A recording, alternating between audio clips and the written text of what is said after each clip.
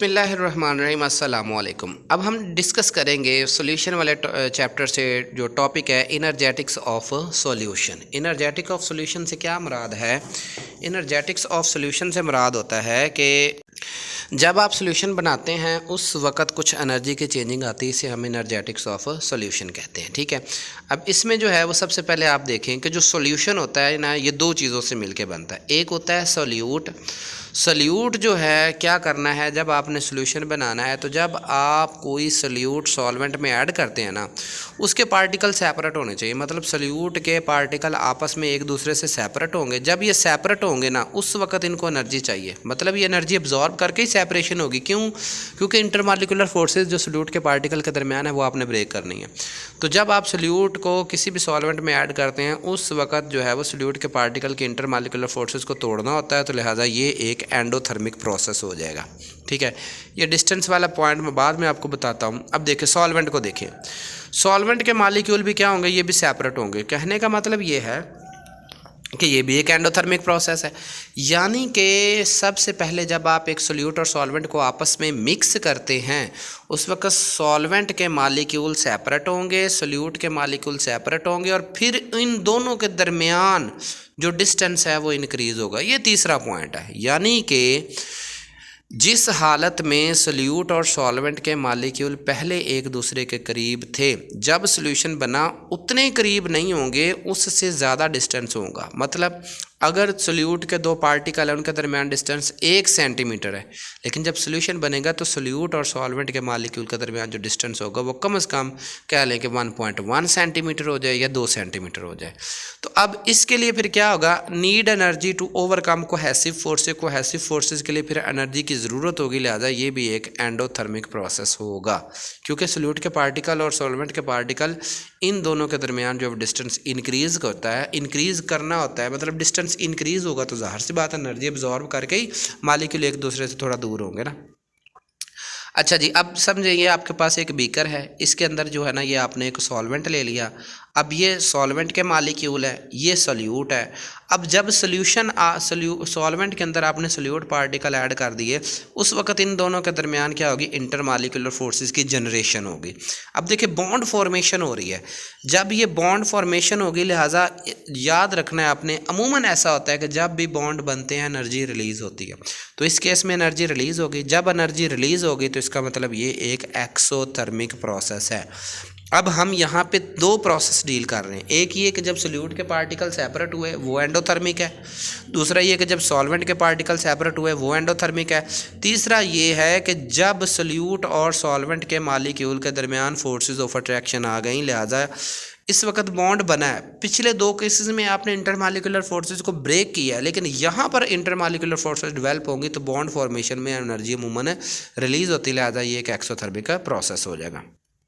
अब क्या होता है कि solute dissolve in solvent to form solution. तो पहला क्या करता है, अब्जॉर्ब कर सकता है या एमिट कर सकता है एनर्जी। मतलब कुछ कंपाउंड जो है जब पानी में या किसी सॉल्वेंट में हम ऐड करते हैं, कुछ सब्सटेंस एक्सोथर्मिक नेचर वाले होते हैं और कुछ एंडो वाले होते हैं। अब क्या होगा, cleavage in solute and solvent particle. सबसे पहले क्लीवेज होगी, बॉन्ड ब्रेकिंग होगी, मतलब सोल्यूट और सॉल्वेंट के मॉलिक्यूल जो हैं वो एक दूसरे को ब्रेक डाउन करेंगे। उसके बाद क्या होगा, formation of new intermolecular forces between solute and solvent particle. फिर सोल्यूट और सॉल्वेंट के मॉलिक्यूल के दरमियान इंटरमॉलिक्यूलर फोर्सेस जो है वो डेवलप होंगी। अब एग्जांपल लगा लें, जैसा कि अगर आप जो है ना KNO3 पोटाशियम नाइट्रेट इसको पानी में डिज़ोल्व करते हैं ना, तो ये एक एंडोथर्मिक प्रोसेस है। ठीक है, इसी तरह लिथियम क्लोराइड को जब आप पानी में डिज़ोल्व करते हैं तो ये एक एक्सोथर्मिक प्रोसेस है। ठीक है, तो ये डिपेंड करता है सोल्यूशन किस तरीके से बनता है। जो सम टाइम जो कंपाउंड होता है वो ज़्यादा एनर्जी एब्जॉर्ब करके प्योर डिज़ोल्व होता है। सम टाइम जो कंपाउंड होता है उसे लेस एनर्जी चाहिए तो वो बाकी की एनर्जी रिलीज़ कर देता है। तो जिसमें एनर्जी रिलीज़ हो वो एक्सो होता है, जिनमें एनर्जी एब्जॉर्ब हो वो एंडोथर्मिक प्रोसेस होता है। अब हीट ऑफ सोल्यूशन क्या होता है, कहते हैं quantity of heat which is absorb और release when a substance forms solution. Energy की वो मिकदार जो या तो रिलीज़ हो या एब्जॉर्ब हो, ठीक है, जब एक सब्सटेंस सोल्यूशन बनाता है। जैसे अब NaCl है, आप इसको एक सॉल्वेंट में ऐड कर दें। ऐसे अगर आप ऐड करते हैं तो उस वक्त जब NaCl मुकम्मल पानी में डिज़ोल्व हो जाता है तो उस वक्त जो एनर्जी रिलीज़ होगी -2.008 किलो जूल होगी। अच्छा, अब हमने जो हीट चेंज होता है, बेसिकली हीट का जो चेंज होता है ये डिपेंड करता है कि जब मतलब यानी कि आपने 1 मोल सब्सटेंस को जब किसी सॉल्वेंट में ऐड किया उस वक्त जो हीट का चेंज आया, हीट अब्जॉर्ब हुई है या एमिट हुई है, ठीक है, वो जो डिज़ोल्व हुआ सब्सटेंस उसे हम हीट ऑफ सोल्यूशन कहते हैं। अब लेकिन शर्त यह है कि जो number of mole of solvent है ये स्पेसिफिक होने चाहिए, ये मखसूस होने चाहिए, ठीक है। अच्छा जी, अब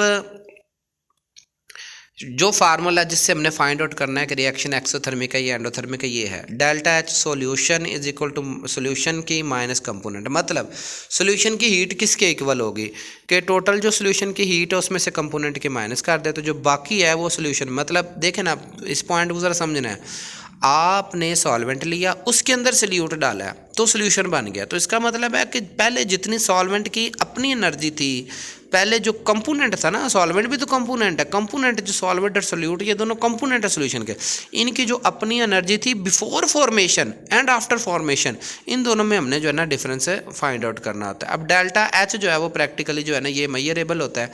हीट ऑफ सोल्यूशन जो है वो बेसिकली हमें बताती है इंटरमॉलिक्यूलर फोर्सेस के बारे में, यानी कि जितनी ज़्यादा हीट ऑफ सोल्यूशन होगी इतनी ज़्यादा इंटरमॉलिक्यूलर फोर्सेज होंगे, जितनी कम हीट ऑफ सोल्यूशन होगी उतनी कम इंटरमॉलिक्यूलर फोर्सेज होंगी। अब अगर एक रिएक्शन एक्सोथर्मिक है उस केस में क्या होगा, सॉल्यूशन की जो हीट है वो कंपोनेंट की हीट से कम होगी, इसलिए जो इजाफी हीट होगी वो कंपोनेंट रिलीज कर देंगे, ठीक है।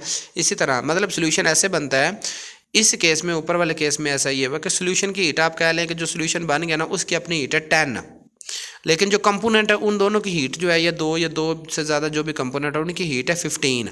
तो आप फिर क्या होगा, कंपोनेंट की हीट ज़्यादा सॉल्यूशन की कम है तो हीट जो है वो ज़्यादा से कम के जाना पाएगी तो एनर्जी रिलीज हो जाएगी, तो एक्सोथर्मिक होगा। लेकिन अगर एंडोथर्मिक होगा तो सॉल्यूशन की हीट जो है वो ग्रेटर होगी कंपोनेंट से। जज़ाकल्लाह जी, अल्लाह ताला आपके और मेरे लिए में इजाफ़ा फ़रमाए। तो अगर ये कहीं पे कोई पॉइंट आपको कोई मिसअंडरस्टैंडिंग हुई है या समझ नहीं आ रहा तो वो आप लोग जो है ना वो वीडियो को दोबारा देख लें, ठीक है।